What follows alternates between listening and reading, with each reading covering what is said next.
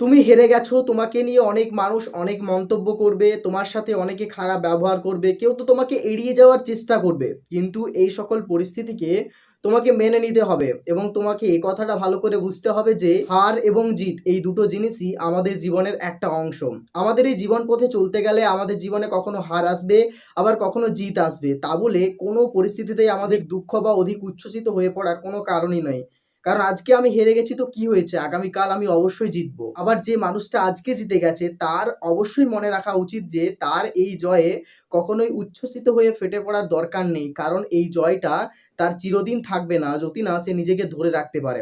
আসল কথা, আমরা জীবনে কোনো জিনিস পেয়েও সেটাকে হারিয়ে ফেলি, তার একটাই কারণ হচ্ছে আমরা জীবনে যখন হঠাৎ করে কিছু অ্যাচিভ করে নিই, তখন আমাদের উচ্চাকাঙ্ক্ষা এবং আমাদের আত্ম অহংকার এতটা বেড়ে যায় এবং আমরা নিজেদেরকে কন্ট্রোল করতে পারি না বলেই আমরা জীবনে সব কিছু হারিয়ে ফেলি। তাই জীবনে যখন তুমি কিছু জিনিস পাচ্ছ সেটাকে ধরে রাখতে চেষ্টা করো এবং এটাকে জীবনের শেষ দিন পর্যন্ত ধরে রাখার সংকল্প গ্রহণ করো। তাই কোনো পরিস্থিতিতেই কোনোভাবেই তুমি এটাকে তোমার থেকে হারিয়ে না ফেলো।